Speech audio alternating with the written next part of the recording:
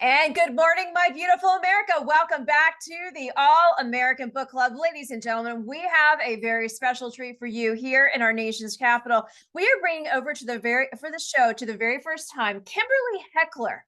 Now, she's going to be talking about her late mother-in-law. And the book is called A Woman of First. I'm holding it up here for you on the YouTube channel to watch. And you guys need to go pick up this book right now, because all those years I served in the halls of Congress and in the White House, this woman was the trailblazer for us and many others who have been fighting tooth and nail to have so many powerful. Oh, and by the way, she's a Republican, you guys. Don't forget this. She's a Republican. So she has fought the way for so many women that we now see as fighter pilots, those who are leading on Capitol Hill, all across so many different aspects of our nation. We owe it to Margaret Heckler. So please help me welcome to the show her daughter-in-law, Kimberly Heckler. I am so glad to have you here. Okay, you got me fired up, sister. Let's dig right in. Thank you. Thank you. Thank you so much for having me. It is a pleasure to be with you, Eden. Absolutely. So, A Woman of First, you have written this book about your late mother-in-law, and we were just off camera talking about some of the most powerful things that she has done for the women in this country that I don't think many people know about. I want to go down that checklist that we just talked about. Women in the military, women having credit, those who served in World War II. The list goes on. Let's talk about it.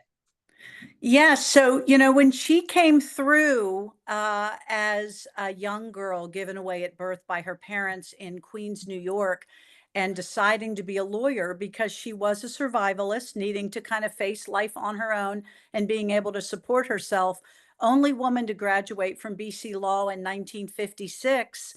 She would practice law for 10 years, but then would run for Congress. And that Mm. was at a time where there were only 10 women in the Congress. So it was basically 500 and, so men Yeah. and a few women. So she ran against Joseph W. Martin, who was 42 years served in the Congress as a Republican from Massachusetts and a two-time Speaker of the House. So she beat him, coming in as the only newly elected woman to Congress in 1966. Can you imagine? That's impressive. That's impressive. She comes in with George H.W. Bush, and they're both 35 years old. He's president of the freshman class. She's vice president, the only woman. And she comes in with Lyndon B. Johnson, and that's when she noticed that men in the military were getting paid education to go, and she wanted women to have those same rights, but the military academies were not open to women. And so Right. she encouraged Right. Lyndon B. Johnson to open up those different areas of the military for women to be able to get that wonderful education and to serve their nation. And so that happened during his time. And Mm. then as she went on serving under Nixon, Ford, Carter, and Reagan, Mm. she did a lot. She came in during what's known as the second wave of feminism. And in a nutshell, during that time period, 60s through the 80s, Mhm. more was done for women's rights than any other time. We got the right to vote in 1920, but that's it. Yeah, Then it it would just kind of take dropped after that, it right? dropped after that. They couldn't Yeah. get the Equal Rights Amendment off the floor. But in 1970s, Margaret had been in Congress now for like 8 years, Mhm. and she wrote the law for women to get credit cards, home mortgages, car loans in their own names without the signature or co-signature of their husband or father. Imagine you're Yeah. single, you go to a Sears or a Macy's, you Right. want a pair of slacks, you go to the cash register, And you woman, can't.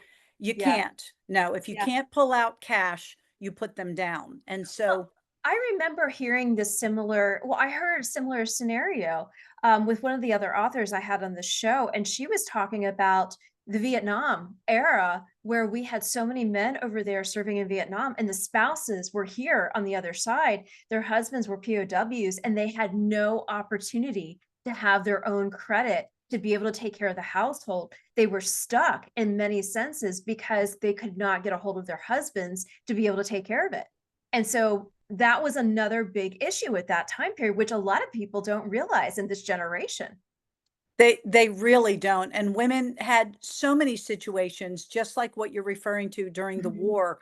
Yeah, What about divorced women, widowed right. women, single women? Can you imagine being divorced and all the credit cards are cut off for you?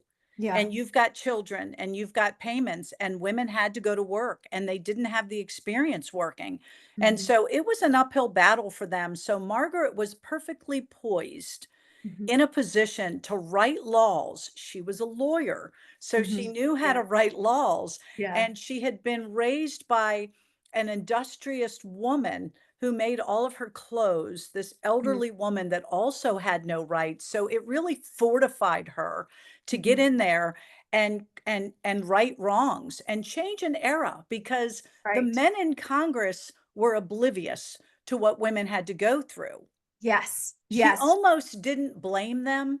She Yeah. blamed the women that stood in her way. There was one other woman on the banking committee, a Democrat, Lenore Sullivan, a widow, who literally said, "I will not support the Equal Credit Opportunity Act. Women will not pay their bills. They'll go to work, they'll get pregnant, they'll leave." Oh my They're goodness. Yes, so it was her that was the biggest hang up. And so Margaret ended up talking her into and asking how it was that she herself, as a widow, had the right to credit. And she said, "Well, I've kept my deceased husband's rolls alive." So, to the Yeah. banking systems, Yeah. he's still alive, and so I have all my credit cards. But it was not, she pulled the ladder up with her. Margaret was about extending a hand. So it Mhm. was also Title IX that happened. Yes. She was one of the Yes. 16 congresswomen that voted and co-sponsored Title IX. The Equal Rights Amendment was important for Margaret Heckler because she wanted women to have economic equality. If men and women were going to do the same job in the same company, they should be paid the same amount, but women Absolutely. were paid substantially less. And that's why she was looking for the Equal Rights Amendment to be passed. But when it didn't, her last huge act of success was Ronald Reagan was running for president in 1980, and Mhm. Margaret was at the Republican National Convention in Detroit, Michigan. Right. She asked him behind closed doors, asked for a private meeting with the soon to be president-elect Ronald Reagan. "If you are elected president, will you support the Equal Rights Amendment so that women can be in the Constitution and have their rights, justified under the law?" And he Yeah. said that he would not, that he would help women in fair labor laws, but not in the form of an amendment. And so he said, I am worried that this approach and not supporting women here will affect Mhm. the woman's vote. Right. Right. And and she said, "Well, they won't really take you seriously. I think it will be a Mhm. problem." And he said, "Well, now what would you Right. suppose I do?" Yeah. And she said, "Well, now you appoint a woman to the Supreme Court." And then entranced in Sandra Day O'Connor. Correct. Yes. So she didn't get the Equal Rights Amendment, but she had a plan B. And she was extremely bright, and she wanted women only that were qualified to do the job. She Mhm. wasn't about people coming in to take Right. positions Right. from a man that were not qualified people, Right. which Exactly. leads us into your issue on WASPs. The Yes. Let's talk woman, about WASP. Yes. yes, the women Air Force service pilots in the Yes. 1942, right Yes. before the war ended, we ran out of male pilots. Yes. All of the men had been taken. And Mhm. so they were calling all women in America that had Yep. flight experience to come down to Texas and to Mhm. try out to see if they would be interested in joining the military, and that they were promised full military benefits Yes. after their service. And they Mhm. came down, and thousands of women flew in to be considered. And they Mhm. only took about 1,100. But Right. those 1,100 women sacrificed their lives. For the most part, they were carriers of Yeah. supplies and whatnot. But there were certainly many women that lost their lives Yes. during that time period. And they were sent home in pine boxes. Yeah. No No, flags, no nothing. Yep. Correct. No, no flags. But in an instance where Margaret was before a joint group of Congress, she Mhm. was able to put on her best lawyer skills and give them a scenario that really resonated with them. And she basically, I'm going to see if I can turn to it in my book, Oh, I but have it right here. I have oh, it. you do? Sky's the limit, chapter 12. It is all about the wasps. But go ahead. I don't want to interrupt your train of thought. I have No, it. I love the bookmarks, by the way, as we're doing a oh, quick little. oh, thank you. Thank you. You know, the story that she called into, well, it did say that 38 wasps died in service for their country. Mhm.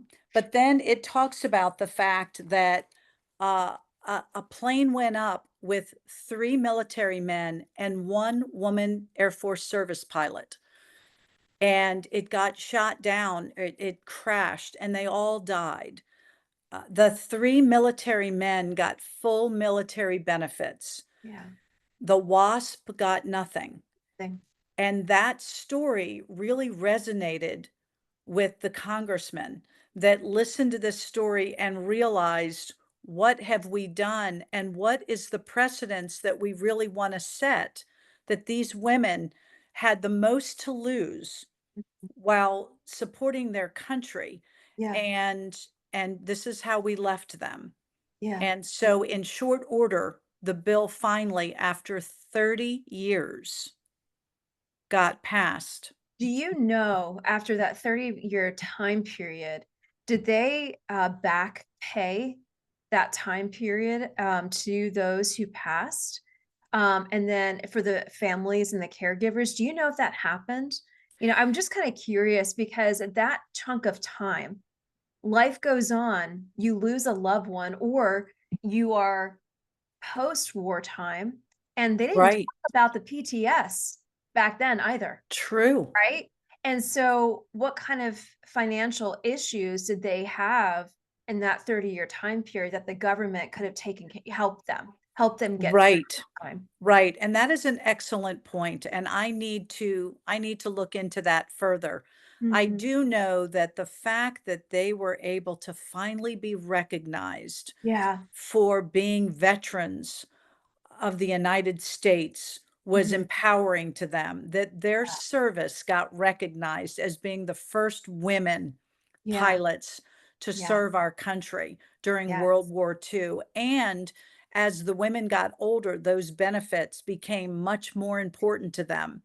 Absolutely. So Yeah. it was very timely because at this point they were reaching their late 60s, Right. 70s, Right. right? Exactly. Exactly. I go into some of the Veterans Administration offices, some of the, campuses, and I sit there and just talk to our veterans. And still to this day, Kimberly, you have veterans in there saying, "Oh, I don't need that. I'm okay. I don't deserve that. Give it to somebody else." But I said at the end of the day, you serve just as much as that next person. And your service to this country needs to be recognized, whether think you need it or not. And I always say that to them. So I'm thankful that your mother-in-law really set that tone, even if it took 30 years later, because that's a testament for this next generation. They're so digitally attached to everything. And the history of this country is women like this who set the tone, that we need to be reminded of these stories, reminded of what they did.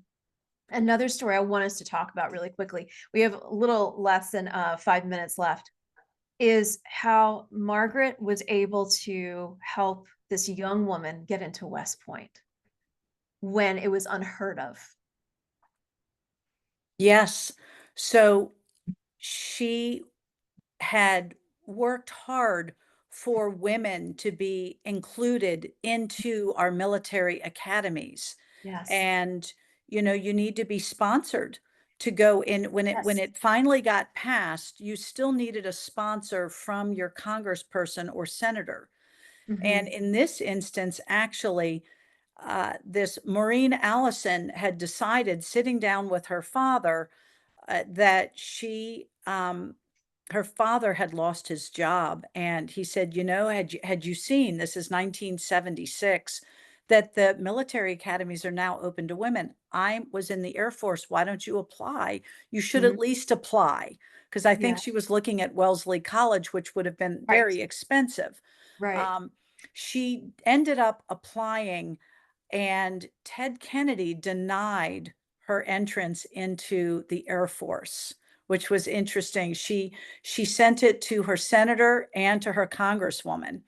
Margaret Heckler approved it, Yeah. but when the application came through, one of Margaret's interns in her congressional office said, "I know this young girl, Maureen, from Massachusetts, because I used to work at the high school where she goes, and she's very, very bright."